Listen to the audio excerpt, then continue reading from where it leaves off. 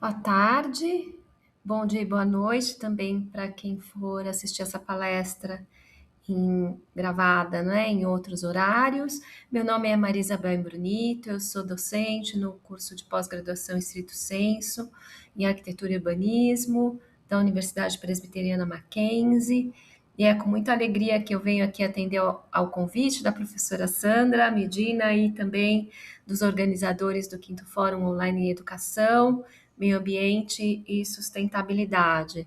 Acho os eventos organizados, né, pela ANAP super importantes, são um modo interessante de trocas e da gente movimentar, não é, a produção e a cena da pós-graduação e dos cursos de arquitetura. Sempre que eu posso, eu tento participar, né?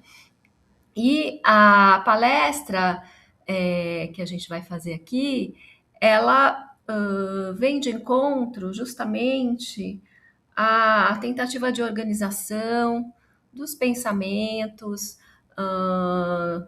dos conceitos ligados à ideia de educação e arquitetura, educação, arquitetura e urbanismo, né, relacionadas às ações que a gente tem tentado fazer dentro de grupos de extensão, buscando entender que as ações precisavam de uma articulação, de um aprofundamento, de uma compreensão teórica, não é?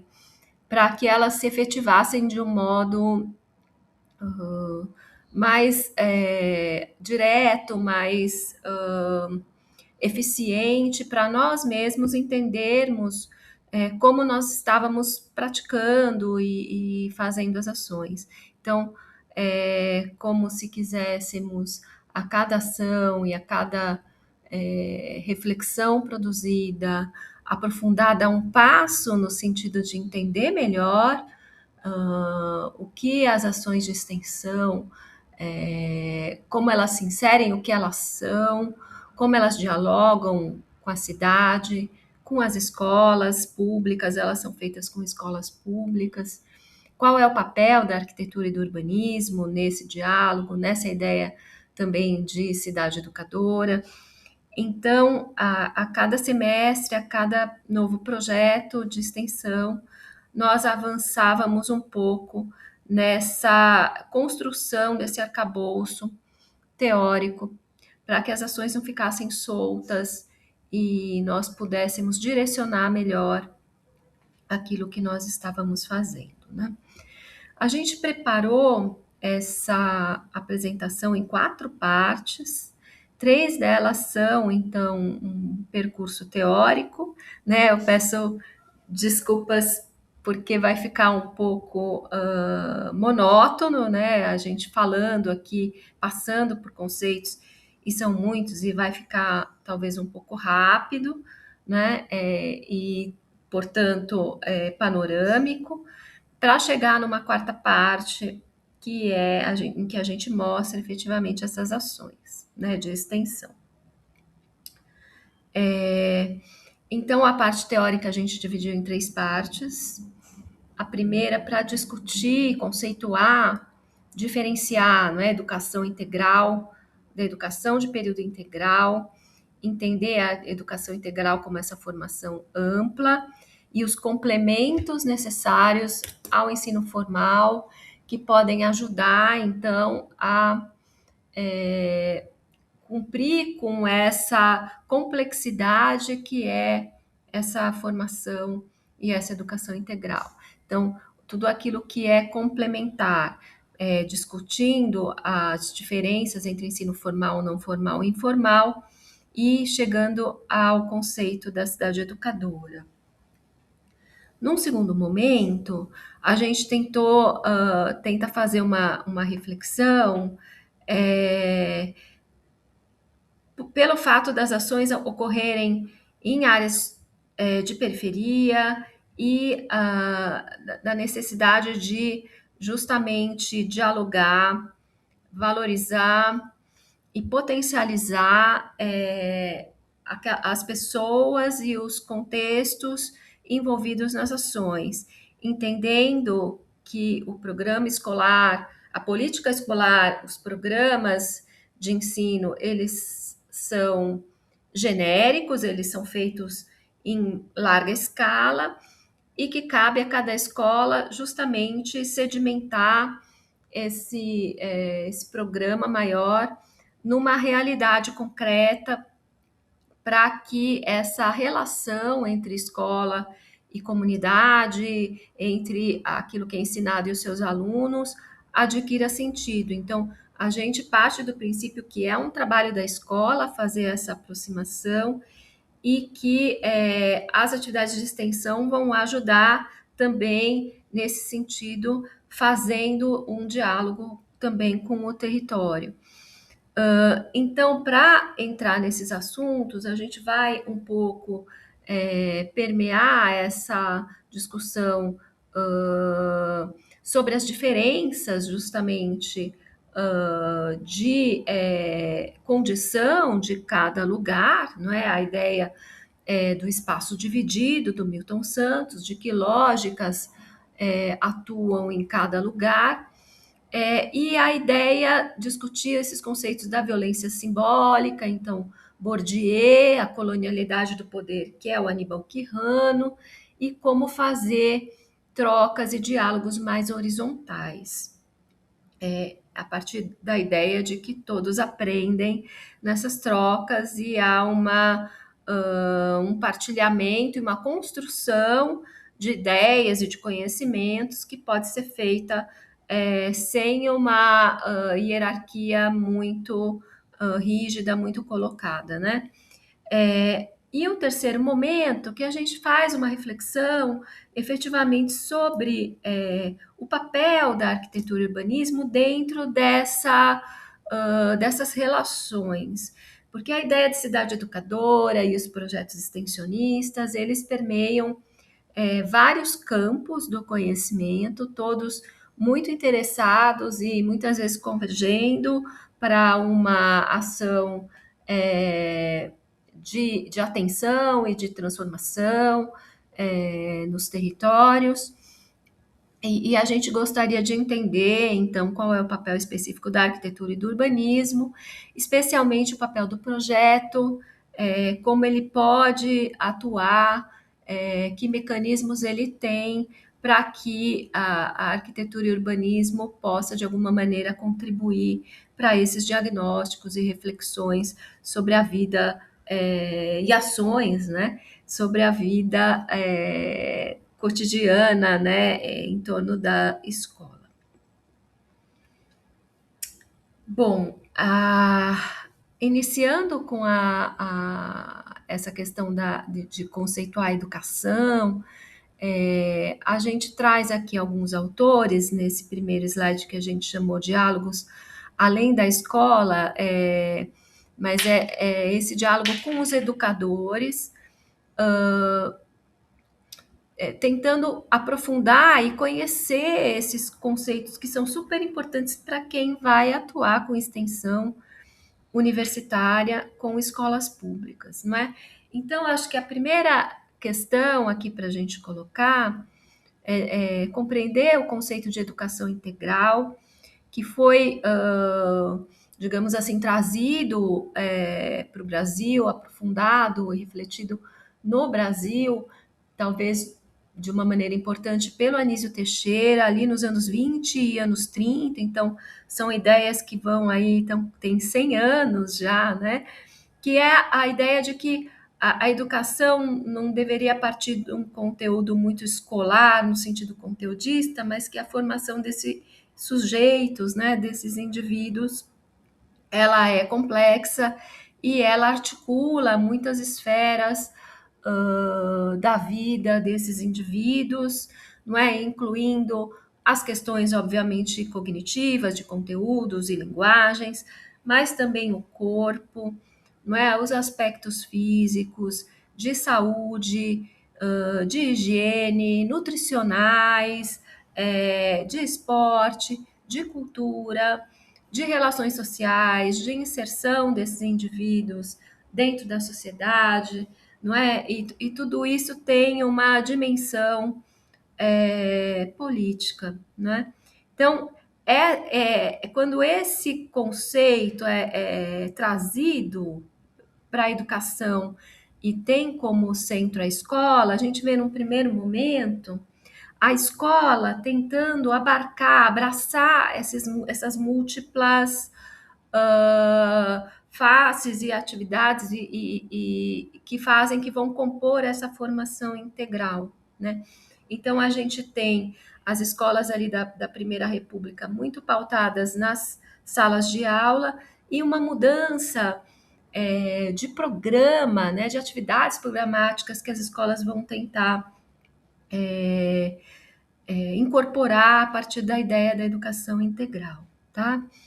Significa que elas vão começar a pensar em desenvolver atividades como esportes, fazer um suporte cultural e também físico, nutricional para essa criança, de acompanhamento eventualmente médico, odontológico, dentro dos diversos programas de educação que aconteceram ao longo do tempo, em iniciativas dispersas que vão dialogar com essa ideia fundante aí do Anísio Teixeira da educação integral, né? Então, o Anísio Teixeira vai cunhar essa duplicidade da escola-classe, onde acontecem as atividades de conteúdo, e a escola-parque, em que essas várias outras atividades complementares que são consideradas fundamentais passam a acontecer. E uma ideia interessante é que há um compartilhamento a partir de uma hierarquização de como esses equipamentos podem atender a uma escala maior. Então, por exemplo, não implica que necessariamente toda a escola precise ter um teatro, mas que elas podem compartilhar um equipamento de esporte, ou um teatro, ou um equipamento cultural. Algumas escolas podem compartilhar esses equipamentos nas suas proximidades, né? Que é a ideia da escola-parque, que complementa a escola-classe. É preciso diferenciar a educação integral de uma outra coisa que tem surgido e recentemente, né, coisa da década passada, de ampliar o período de permanência das crianças nas escolas a partir do ensino de tempo integral, que é um direcionamento do governo federal e que tem exigido, né, do Estado e dos municípios que adequem as suas escolas para assimilar as crianças nesse tempo de aula estendido. E é preciso que a gente consiga diferenciar, porque a palavra integral aparece nos dois, nesses dois termos, na educação integral e na escola de período integral, mas a gente precisa entender que a escola de período integral nem sempre está preparada ou cumpre com isso que seria a educação integral, tendo essas outras atividades que vão dar essa formação ampla e multidisciplinar para esse indivíduo. Então, a escola de período integral, a gente aqui defende que ela não pode ser um período estendido da mesma coisa que o aluno dentro de sala de aula, não é? Que ela precisaria compreender e ampliar esse leque de atividades e para oferecer, não é, para essas crianças que deixam de ficar 4, 5 horas na escola e passam a ficar até 9 horas dentro da escola, né? Compreender qual é o tipo de atividade que essa criança desenvolve nesse horário, que é um horário tão longo, né? É importante dizer que essas ideias do Anísio Teixeira, elas repercutiram em diferentes iniciativas, por diferentes lugares, em diferentes estados brasileiros, em diferentes épocas. A gente tem, por exemplo, nos anos 50 em São Paulo, não é? Essa aproximação entre Estado e prefeitura, nisso que é chamado convênio escolar, não é? Em que essa necessidade de construir escolas reuniu ali um grupo de arquitetos que trabalhava diretamente para uma comissão interna do convênio, né? Um grupo de técnicos, arquitetos, muitos de origem carioca, né? O que determina um pouco a cara dessas arquiteturas do convênio escolar dessa época, né? E que tem um diálogo, uma influência muito grande com o Anísio Teixeira. Então, essas escolas do convênio escolar, elas têm, não é, no seu programa, uh, o teatro, o ginásio de esportes, muitas vezes a piscina, terrenos amplos que têm áreas verdes, não é? E o convênio também, além de escolas, construiu na cidade de São Paulo teatros e bibliotecas em vários bairros, em vários lugares, não é? Então, dando essa ideia de complementaridade do ensino formal de sala de tempo de sala de aula, né? Tem uma iniciativa muito bacana para a gente lembrar que aconteceu em Natal, né? Que é um programa do prefeito Djalma Maranhão, que se chama De Pé no Chão Também Se Aprende a Ler, não é? Que foi um programa de construção de escolas junto com a comunidade, a partir da ideia do acampamento escolar. Então, era necessário as comunidades reivindicando as escolas, a prefeitura sem dinheiro, né, o Estado sem dinheiro, e os moradores participaram dessa construção, utilizando técnicas vernaculares e fazendo desse campo da escola, desse território da escola, né, um conjunto também ampliado de atividades, com hortas e espaços de reunião, não é? Então, escolas que têm, do ponto de vista edilício, da construção, uma linguagem muito próxima dos alunos, muitas vezes vilas de pescadores, as crianças com o pé na areia mesmo, então por isso o nome do programa, né? De pé no chão também se aprende a ler. E a participação da comunidade, então os pais, as pessoas que puderam contribuir para construir a escola, manter a cotidianidade da escola, né? Outras iniciativas que a gente pode mencionar são os CIEPs, né? Ali nos anos 80, no governo do Rio de Janeiro, do Leonel Brizola, que tinha ali o Darcy Ribeiro à frente, né, da educação, e que pensou também esse tempo estendido da criança a partir, né, de escolas que, do ponto de vista do edifício, são pré-fabricados de concreto, um projeto do Oscar Niemeyer, mas o tempo da criança ali é um tempo também de muito cuidado, não é? Entendendo a precariedade de algumas comunidades e a importância que a escola tem para atender a essas precariedades. Então, cuidando da alimentação, da higiene, do banho. Esse tempo estendido era um tempo realmente de cuidar da criança nesses outros aspectos, para além do conteúdo, digamos, escolar, né?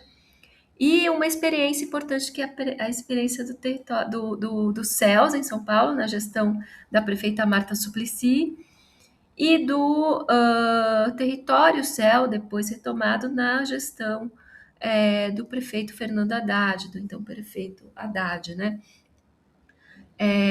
Os CELS, inicialmente, esses iniciais da gestão da Marta Suplicy, né, que tem uma política de implantação em áreas periféricas, né, áreas não centrais da cidade, num espalhamento desses equipamentos por toda a região mais afastada da cidade e que leva esses equipamentos de muita qualidade, então um teatro de fato como um equipamento importante que pode acontecer, podem acontecer shows porque é uma estrutura muito equipada, né? De teatro, de biblioteca, de esportes, de piscinas, tudo isso ligado inicialmente, então, nessa primeira ideia do céu, ligado ao equipamento escolar. Então, tem as escolas, a educação infantil, e junto esses equipamentos, né? E num segundo momento, a ideia do território céu, que é justamente quando os terrenos vão se escasseando e essa conexão entre intersetorial, entre atividades, cultura, esporte, então biblioteca, teatro, escolas, né? Ela passa a ser entendida como uma rede de equipamentos que une aquilo que vai ser acrescentado com aquilo que é existente no território, e que, portanto, implica necessariamente em criar, né, gerar fluxos por esse território e criar condições para que esses fluxos possam ocorrer com segurança, com conforto, não é? Pelas pessoas que vão transitar entre esses equipamentos. Então, uma escola e uma biblioteca, por exemplo, a ser feita, ou como que esses equipamentos, ou um equipamento esportivo existente e uma escola que está sendo acrescentada, como que esses fluxos vão, então, passar a se intensificar, e isso implica numa reorganização do próprio espaço urbano e da cidade, que precisa ser preparada para receber né, essas crianças, então, com acessibilidade, com uma boa iluminação pública, com arborização, sombreamento, sinalização, tudo aquilo que vai alterar a qualidade do próprio espaço urbano. Então, a ideia do território céu, ela não visa concentrar todos os equipamentos num espaço reunido, né? Mas ela visa justamente articular aquilo que já existe de antemão, né? Junto com os novos equipamentos a serem implantados, né? Isso nos coloca diante desse conceito, dessa ideia da cidade educadora, não é? Que tem um amadurecimento aí como formulação, como instituição, né, mais recente, que é da década de 90, a partir do primeiro Congresso Internacional das Cidades Educadoras, que aconteceu em Barcelona, e de um documento que foi gerado para esse congresso, mas ela vem de conceitos já anteriores, por exemplo, do Edgar Forret, com essa ideia de que a educação ela não acontece em um único período da vida, ela se estende por toda a existência dos sujeitos e ela não se restringe a essa interlocução com o ambiente escolar, mas ela deveria então se estender a todos os âmbitos e setores da sociedade, né? E nesse sentido, é a cidade que deve então se preparar, não é, para atender a essa ideia de formação continuada e plena desse sujeito. Ou seja, a cidade educadora, ela parte do princípio de que todos aprendem juntos todo o tempo nessa convivência com o meio urbano e todos os equipamentos, todas as atividades e todas as possibilidades que advêm do meio urbano. Contudo, como toda prática educativa, não é? E não imaginando que isso acontecerá de uma maneira não gestada, não é? Cabe a uma cidade comprometida com a ideia de cidade educadora preparar um pouco esse ambiente urbano e essa condição, fornecer essa oportunidade para que a cidade possa cumprir melhor com esse papel de formação e, né, a partir das trocas entre os indivíduos e esse meio urbano. Então, a cidade educadora e a carta colocam, não é, para os municípios e para as próprias redes de equipamentos públicos e, não é, quais seriam, por exemplo, os pontos de chegada para que essas ações possam de alguma maneira se coordenar, tendo resultados mais favoráveis a esses sujeitos nessa formação em contato com o meio urbano e com a cidade. Então, uma das questões que a cidade educadora traz é a ideia de território educativo, né? De que a cidade como um todo ensina e é oportunidade para algum tipo de formação, né? E a outra é a ideia da intersetorialidade, quer dizer, todos os setores vão contribuir, vão participar desse complexo que é a cidade, né? E com isso, me parece que tendo esclarecido o conceito, tendo direcionado a carta para esses objetivos, as cidades podem também olhar com mais atenção para essa formação ativa de redes, etc. Cuidado com os espaços públicos, né, etc. Bom, a gente precisa aqui para falar também das atividades de extensão, entender a diferença entre o ensino formal, não formal e informal, não é? Isso é bastante esclarecido por esse educador, não é? Pesquisador importante que é o Jaume Trilla Bennett, que vai fazer essa diferenciação. Então, quando a gente parte da ideia de uma educação integral e continuada, o ensino formal cumpre apenas uma parte, né? O ensino formal é aquele que está regido, não é? Por exemplo, pelas diretrizes curriculares nacionais e está contido nas escolas.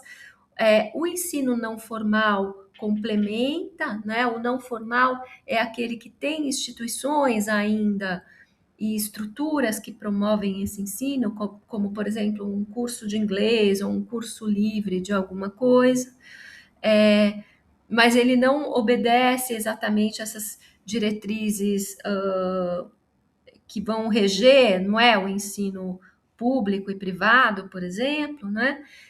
O ensino básico e avançado, e essa educação informal, que aí ela não tem a estrutura institucional por trás e ela acontece nesse contato com um filme, com um evento na cidade, com uma feira livre, quando a pessoa visita um parque, ela é de fato né, esporádica, mas que também contribui para a formação ampla desse indivíduo, né? E a partir desse momento, Trilla Bennett, então, vai definir que todo o meio é educativo, né? A ideia de, reforçando a ideia de território, da importância do meio, e essa diferenciação que a gente entende, então, a cidade educadora, na ideia da cidade educadora, a cidade ela atua como objeto, campo e agente da ação educativa.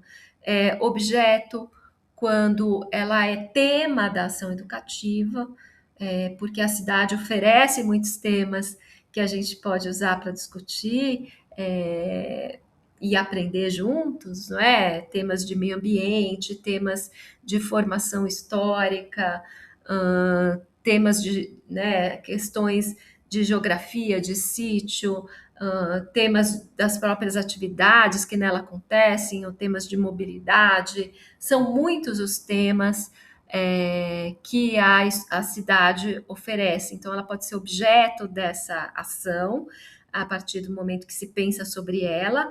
Ela pode ser também campo da ação educativa, quando nós promovemos uma ação educativa fora da escola, né, no espaço urbano ou em algum equipamento inserido na cidade.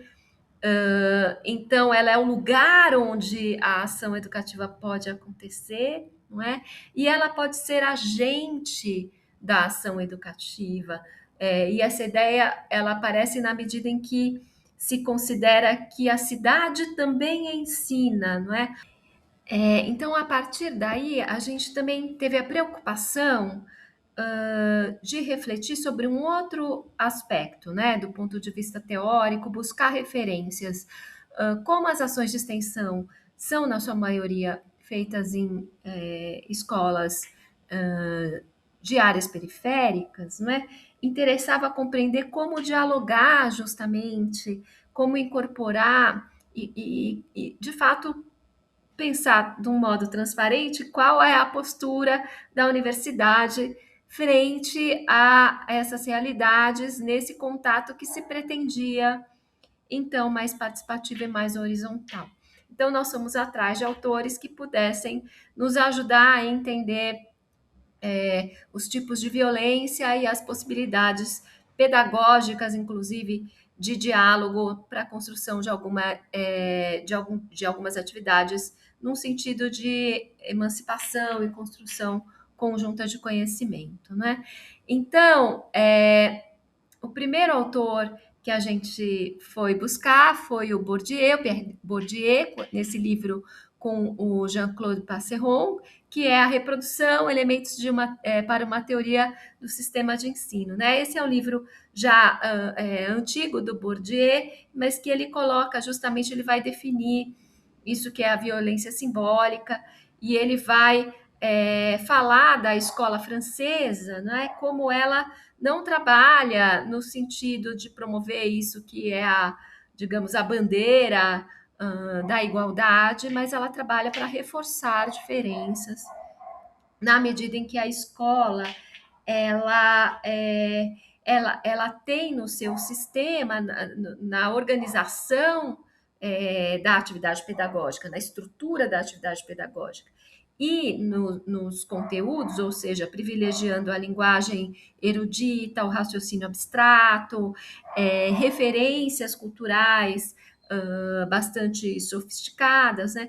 Como essa escola favorece estudantes oriundos de camadas privilegiadas da sociedade e que têm no seu arcabouço anterior, na vivência anterior, já tem contato com essas linguagens, essas referências culturais e esse tipo de pensamento.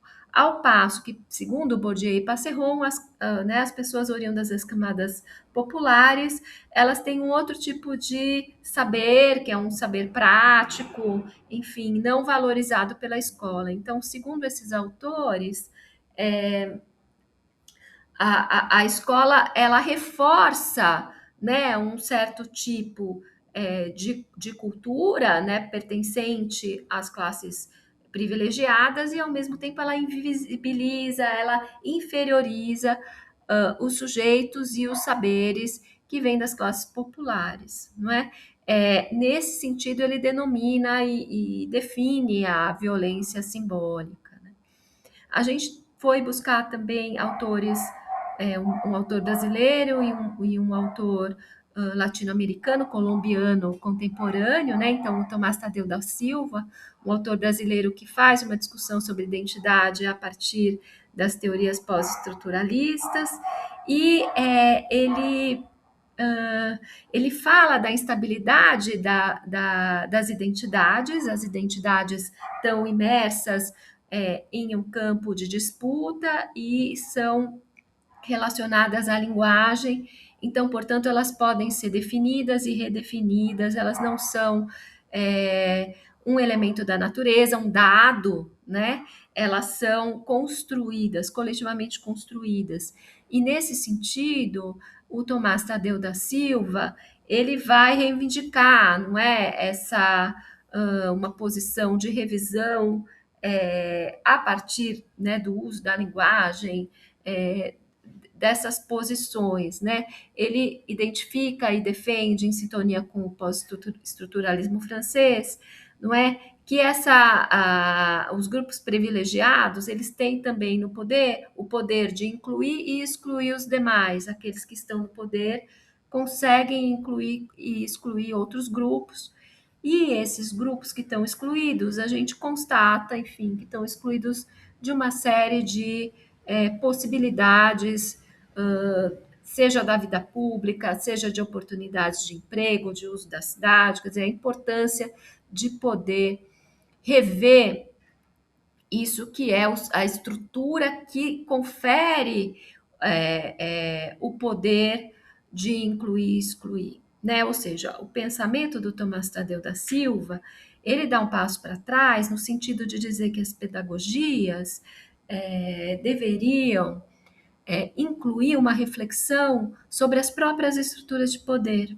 né? Não apenas sobre ter uma postura generosa em relação a dialogar com várias culturas e vários grupos sociais e vários modos de vida, mas de ter uma postura ativa, né? A escola que inclui teria uma postura ativa de questionar o sistema de valores, e a estrutura que dá origem ao sistema de valores, desvendar esses mecanismos que conferem autoridade a alguns e desautorizam outros, né? A isso ele chama pedagogia das diferenças.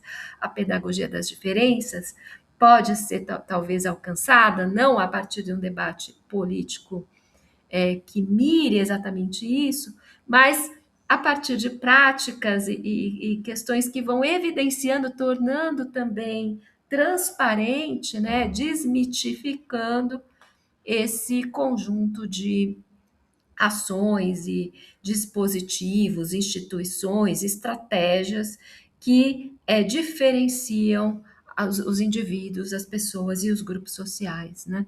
Então, é uma visão, uma perspectiva muito interessante para a gente abordar, né? Em ações do ensino informal que complementam justamente e ampliam a visão de mundo dos educandos, né? E o Aníbal Quijano, um autor fundamental colombiano que discute a questão do poder, da violência latino-americana a partir do colonialismo, né? E ele mostra a partir de alguns artigos e textos como se dá essa negação, essa inibição da manifestação, seja linguística, cultural, de qualquer tipo de expressão religiosa, da validação dos modos de vida de povos oriundos da América Latina, né, as populações excluídas, a gente estende as populações negras, quer dizer, ele vai, de alguma maneira, dizer, né, relacionar os mecanismos de poder, também institucionais, às questões da instituição da racionalidade, né, entendendo a questão racial como um projeto também ideológico, não é? E econômico, e ele vai falar também nessa perspectiva de desvendar esses mecanismos. Então, ele coloca sob o ponto de vista da descolonização do ser, do poder e do saber, porque o indivíduo que é excluído e está nessa condição de inferioridade, ele precisa perceber e vislumbrar, não mecanismos de entendimento desse ser no mundo e dessa reação, né? Dessa reação, não, essa ação transformadora, né? Se a gente for continuar com esses autores e aí tentando entender um pouco mais o papel da universidade e o papel da arquitetura, né, e do urbanismo. Ah, eu falei errado, o Quijano é peruano, perdão. Eu acho que eu falei que ele era colombiano, ele é um autor peruano importante. Os diálogos da extensão universitária, a gente tem, então, colocado aqui o papel da universidade e do projeto, que a gente vai tentar refletir um pouco, mas passando também por autores que possam nos ajudar, né? O Paulo Freire, então, talvez aí o principal educador brasileiro, né, que fundamenta para nós essa questão da relação, da valorização dos saberes e da necessidade fundamental de relações horizontais dentro das práticas pedagógicas, dizendo que é importante que todo mundo aprenda de todo mundo, quer dizer, uma perspectiva de que a construção do saber ela é feita desse embate entre pessoas no mundo, inseridas no mundo, para permitir um entendimento, a construção de um entendimento conjunto desse ser no mundo. E a importância disso é que ele permite essa compreensão, esse processo traz essa compreensão desse ser no mundo situada e crítica, dando uma possibilidade de interpretação da realidade. Não é? É importante dizer que Paulo Freire, como Boaventura de Souza Santos, que nós vamos falar a seguir, não entendem a universidade apartada de outras formas de conhecimento populares, não é? Que não são o saber científico, né? Eles entendem por uma aproximação que é capaz de beneficiar a ambos, né? No sentido de que essas trocas fariam avançar os conhecimentos, né, dos sujeitos. O Boaventura de Souza Santos, então, esse autor português, recentemente bastante envolvido em situações bastante polêmicas, a gente opta por trazer, né, independente disso, em relação à reflexão que ele faz sobre a universidade, como a universidade, nesse livro, né, a Universidade do século XXI, ela precisa mudar a sua base de pensamento, mudar o conjunto do conhecimento estabelecido, precisa ser ampliado para dialogar com esses outros conhecimentos não científicos, não estabelecidos, né, dentro da academia. Por isso que ele fala de uma mudança epistemológica da prática de ciência e de produção de conhecimento dentro da universidade, né? Então, essas práticas precisariam passar por essa mudança epistemológica, não é? No sentido de abraçar esses outros realidades e conhecimentos. Isso que ele vai chamar de ecologia dos saberes, né, em que todos aprendem.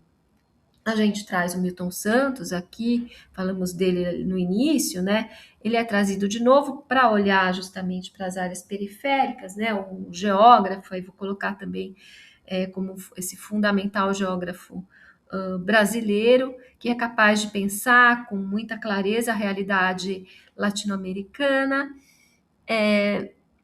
Então, falando das metrópoles brasileiras, ele vai constatar a existência dessa dupla realidade do espaço formal, não é que ele vai chamar circuito superior da economia, e do espaço informal, do circuito inferior da economia, que tem as suas dinâmicas, as suas relações, seus modos de sobrevivência, sua adesão ao território, e que para o Milton Santos é importante compreender em profundidade, adentrar essas lógicas e agir no sentido de potencializar e não de diminuir ou apagar toda essas atividades, sejam econômicas, sociais, que acontecem em áreas do circuito inferior, né, nas áreas de periferia.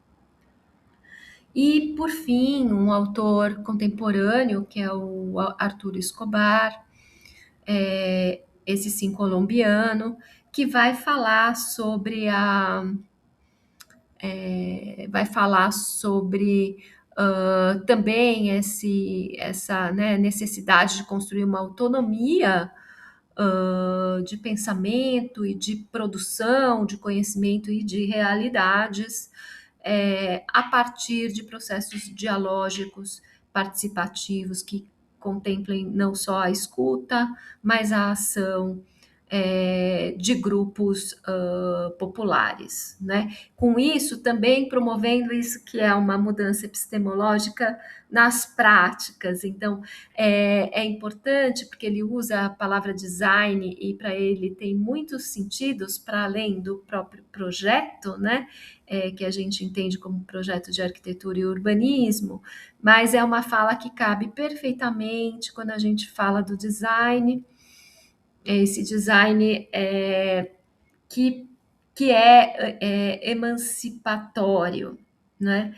E ele coloca a necessidade de você olhar para a realidade concreta, e ele fala disso que são os outros possíveis do possível. Quer dizer, o possível é um futuro aberto, que decorre naturalmente disso que são né, os conhecimentos e valores e modos de conduta que estão ocorrendo no presente, né?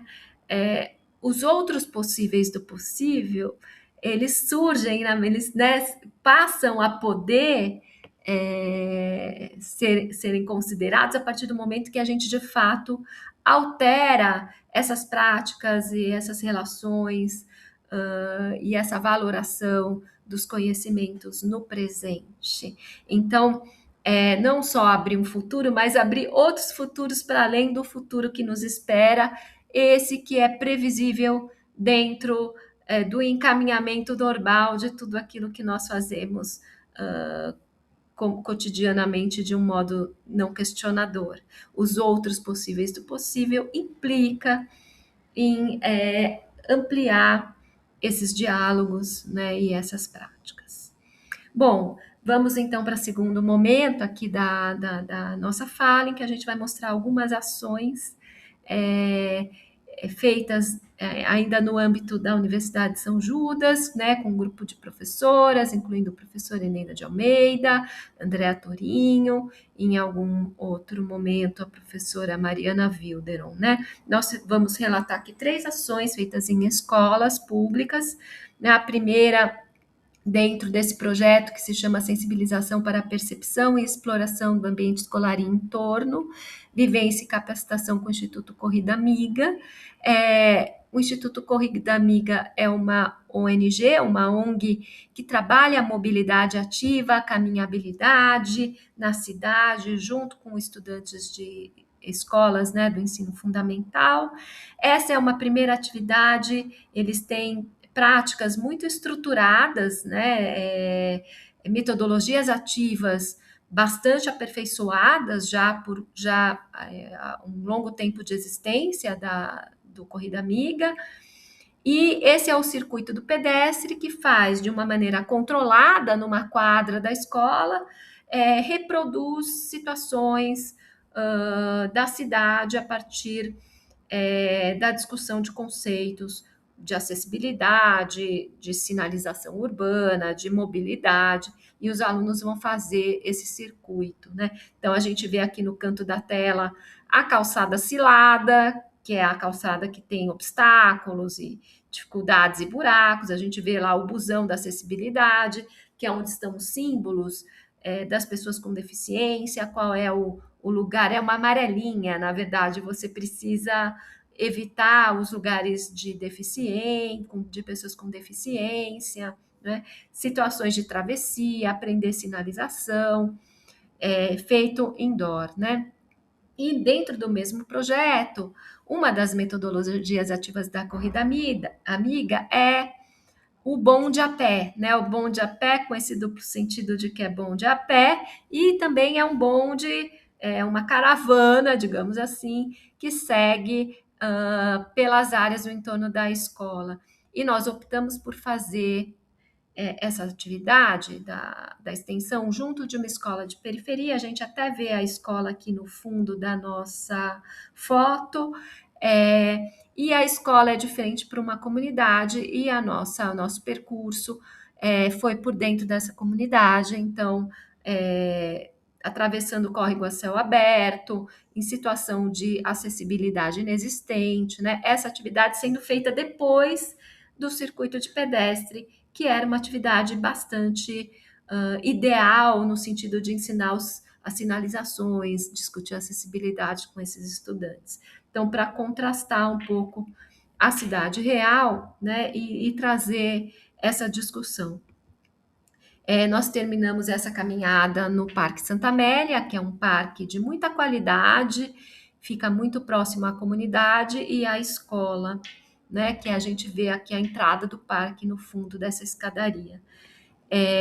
Dentro desse parque, a gente ocupou um galpão e as crianças desenharam, né, aquilo que era a impressão do percurso que elas fizeram, e também trazendo um pouco da discussão do circuito do pedestre, né? Então, e as crianças fizeram a apresentação desse material dentro desse galpão no Parque Santa Amélia, e aqui a gente vê, né, as questões de acessibilidade, sinalização, faixa de pedestre que eles aprenderam, e também elementos que eles querem colocar, como talvez aí uma cidade mais arborizada, uma piscina, porque o percurso foi feito num dia de calor, as árvores com frutos, né? Também vislumbrando uma cidade melhor, né?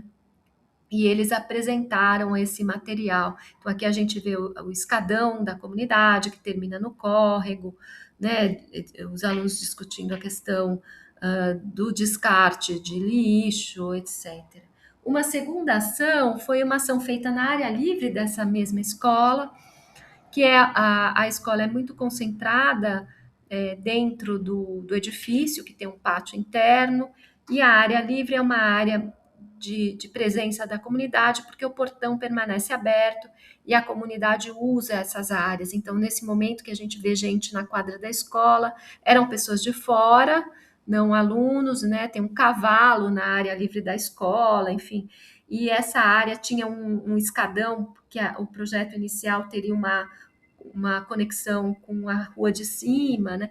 Mas é uma condição muito privilegiada esse escadão que vai dar lá no muro de cima, porque é uma área alta que você tem uma vista muito boa para a comunidade, né? Um mirante.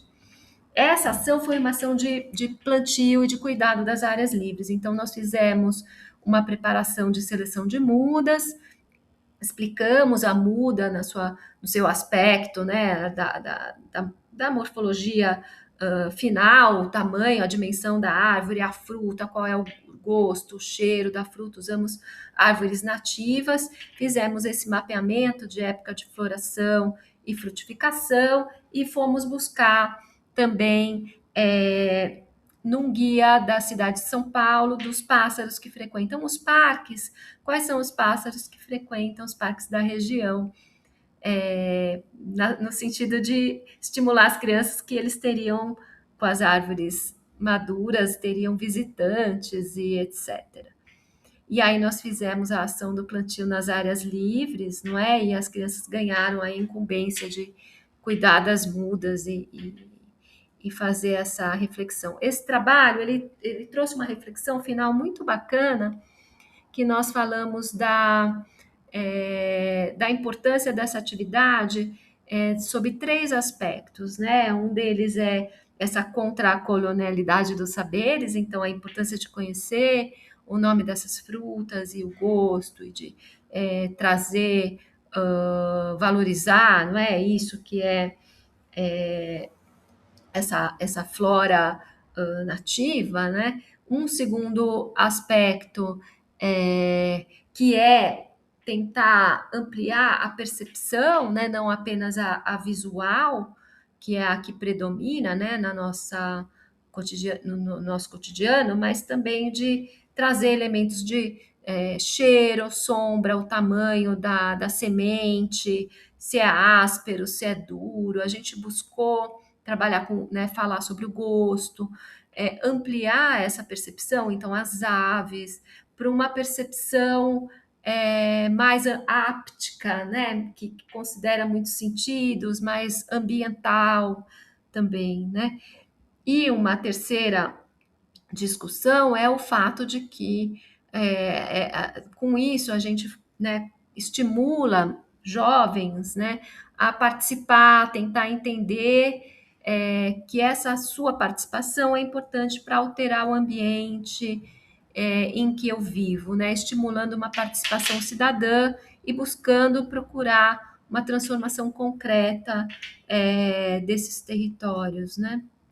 E aqui uma terceira ação, que foi uma ação feita em duas escolas que estão trabalhando a questão da representação. Então, como a criança se percebe o meio, a casa, a cidade. Essa ação termina lá no final com a representação, com a elaboração de painéis de grafite, né? Mas ela começa com essa discussão, então um grupo trabalhando sobre a cidade, construindo coletivamente os mapas aí desse entorno da escola, né? Que dá um mapa que tem mais ou menos essa cara, e aqui a gente estimulou as crianças a fazerem uma espécie de autorretrato, né, um avatar delas mesmas, e a gente vê esse contraste entre a figuração, né, da figura humana cheia de detalhes, impressionante como era muito próximo né, das próprias crianças, assim, com muito realismo. E o mapa como essa abstração, pela complexidade do ambiente urbano, que recursos usar, nos fez pensar como né, a gente pode atuar para facilitar esses mapeamentos e essas representações do ponto de vista urbano, né? E um outro grupo que trabalhou sobre a casa. Então, essa representação da casa, já como uma coisa muito próxima e controlada da vivência deles, apareceu com muito detalhe de elementos, né, em que a gente consegue ver e valorizar, entender o que a criança valoriza dentro dessa representação, né?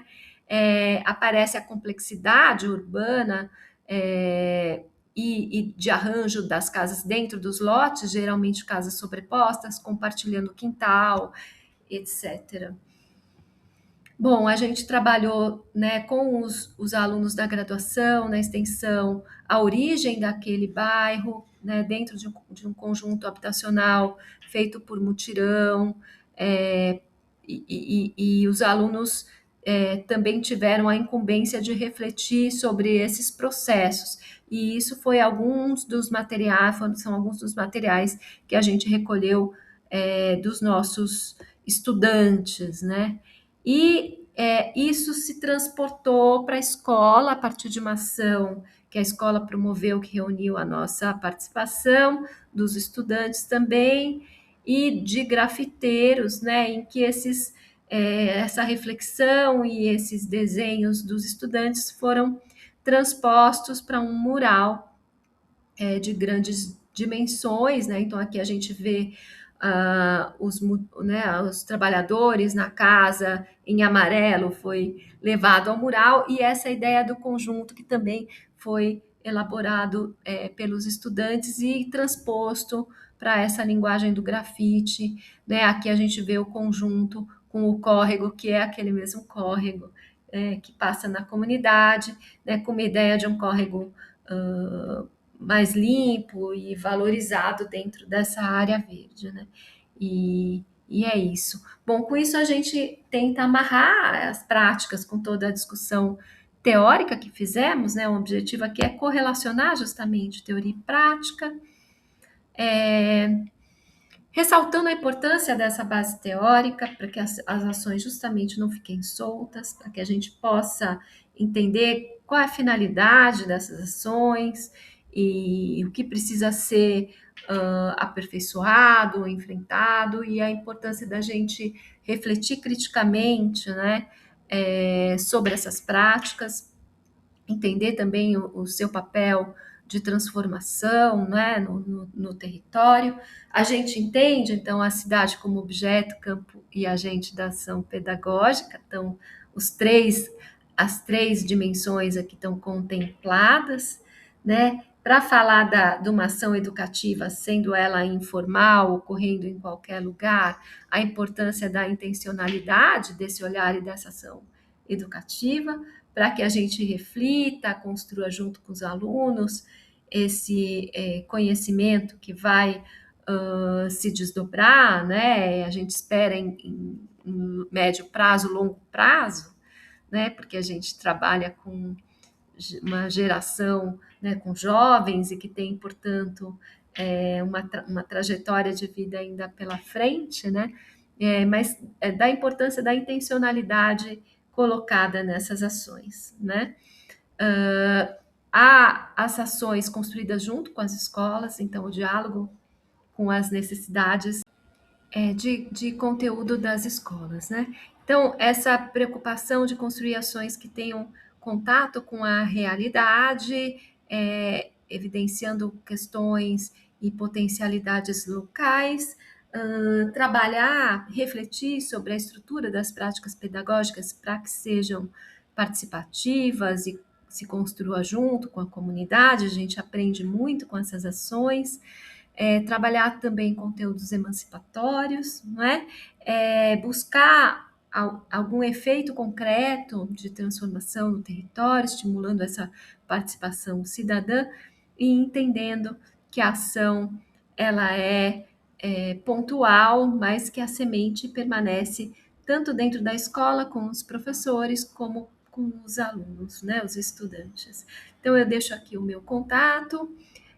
Queria agradecer muito a oportunidade, dizer que sou muito fã dos eventos da ANAP, que são sempre um fórum de diálogo muito amplo e bastante democrático. Queria ficar à disposição,